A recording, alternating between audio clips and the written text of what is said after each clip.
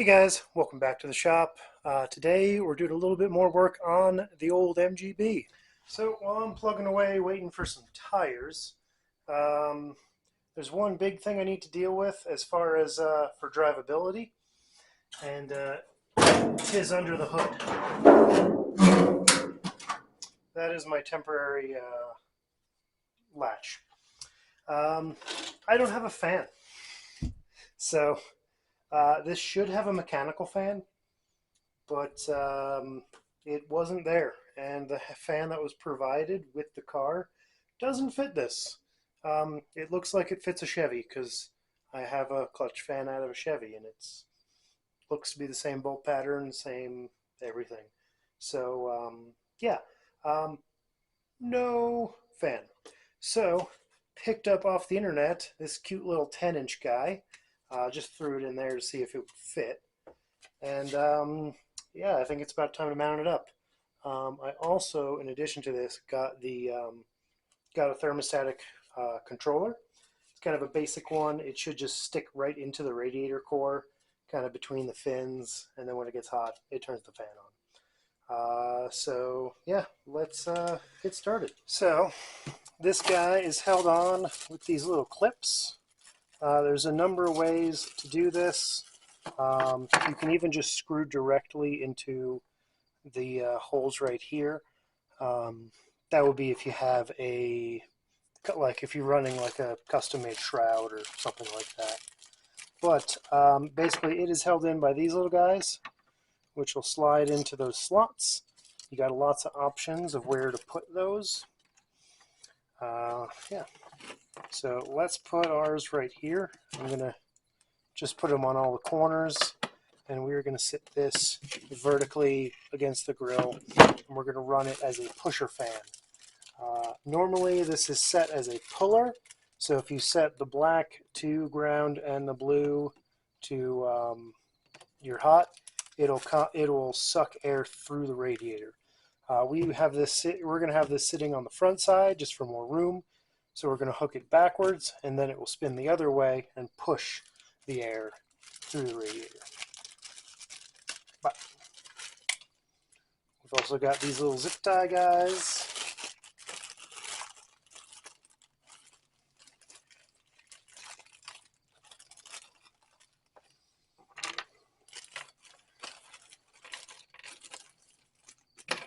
And there's these little springs.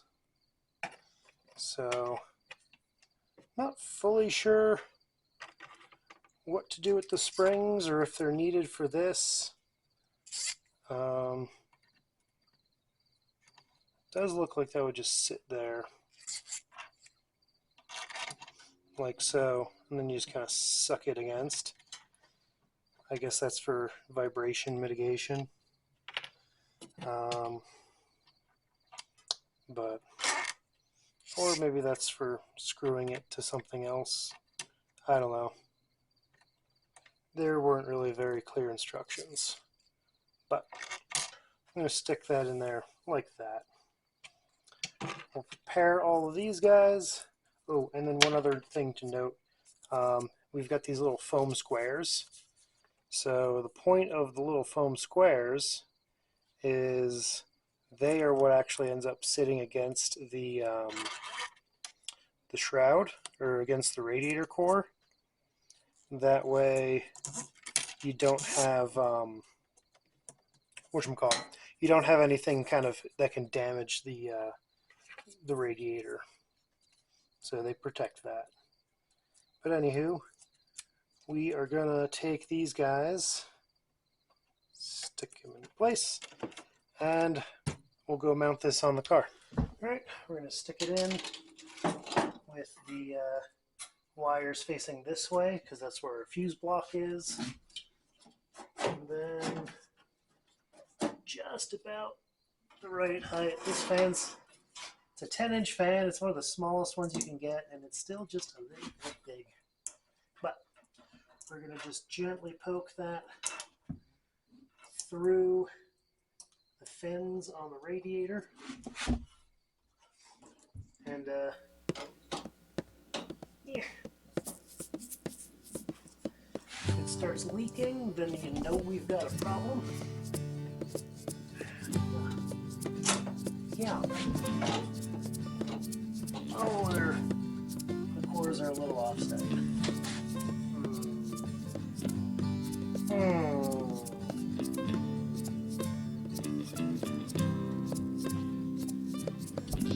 I might have to think on this.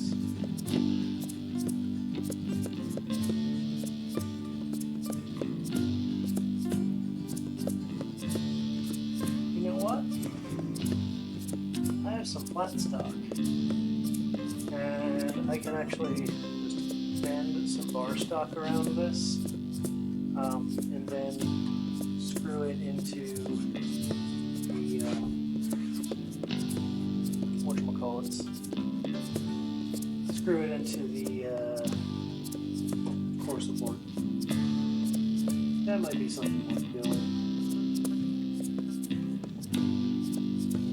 Yeah. Okay, so I went for a more basic mount than I was originally going to do, but basically I've just got some flat bar vented in the vise with a hammer because I don't have a press brake, and then vent another little tab down there. So I've got it mounted on 3 sides, which is plenty rigid. If I really want to, I'll probably end up making a 4th right there. But for now, that is actually mounted. So next we got to turn our attention to the control. So this is the controller I just picked up. No idea what's going on inside of it. Let's hope that it works. It does say 12-volt electric radiator fan, it for car. Probably control kit for car, and then they took out the middle. So, yeah, all looks pretty standard. We've got our bracket. We have a, whatchamacallit, circuit breaker. We have a relay. It's nice to know they gave me a relay. And then we have our actual controller. So, let's see how this goes. I have labeled 1, 2, and C. Hopefully the instructions are good.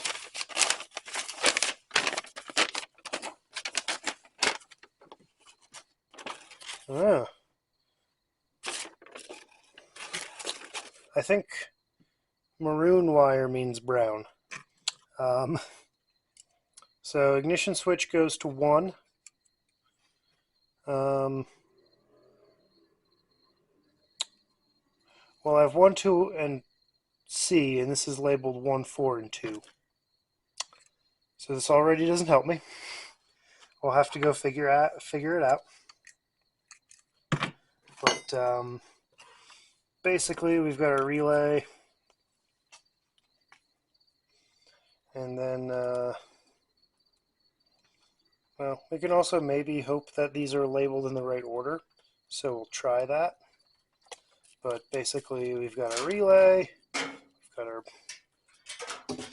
our black, that's our ground. We've got 2 reds. 1 goes to the fan, and looks like 1 goes to positive battery. So that's nice. On this guy, the positive battery terminal, those are usually labeled as the battery always on is usually labeled as brown, so we'll tie this to brown, and yeah, well, I'm gonna go figure this out, and then I'll catch you up and show you how I wired it. Okay, I got it wired up. I checked with the thermostat switch, used my test light to check, and basically what it looks like is this one on the far side is our input. Then when it's below the threshold set, it turns on this one, it connects it to that. When it's above the threshold, it goes to that middle one. So I have my 12 volts coming from there, from the ignition. That's going to go over to this guy. That's going to go off to the relay. That's the brown from the relay. And then I just put a cover over that. So this is just a spade connector with nothing in it and some heat shrink on it, just to keep it from, you know, shocking things. So I've got my brown over to there. Then I've got my ground going back over there to with a ring terminal with some other grounds, just kind of anywhere on the car, anywhere screwed into the car itself. Then we've got both of our reds. We've got our output, which I think is terminal 87 on this, and our input, which is terminal 30, sorry. So my output's going off to the fan, and I've got the fan grounded to chassis ground on my little bracket that I made.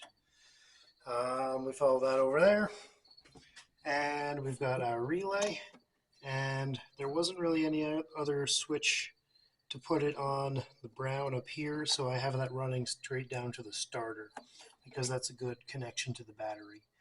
So that is the deal. One other thing to note, I do have mine on the white lead. That's going to be the switched ignition lead. You can run it on the brown lead if you really want. Then the fan will run when the engine's not running. So if you want that, do that. If not, hook it to the white or anything that's a switched ignition, because again, this is a universal kit. Doesn't have to be on an MGB. But that is that. So yeah, I don't really, I could pull out my heat gun, but I don't really feel like it. It's kind of late, but I'll see how that works when I actually run it. But in the meantime, I'm going to put that down below the threshold, and our fan comes on. Turn it above the threshold, fan turns off. So I'm going to turn that threshold back up to about 190. That way the fan runs when it's actually hot. Maybe a little higher. And I'm also going to kill the key before I run out. Also, you guys may have seen I got a snazzy tonneau cover. Picked that guy up recently. Now I can put it outside. So yeah, that is electric fans. Pretty basic, but it works.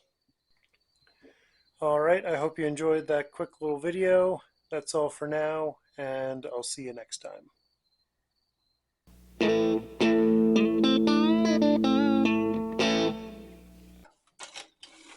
And set it as a pusher, or as a puller, how most of them are usually set up.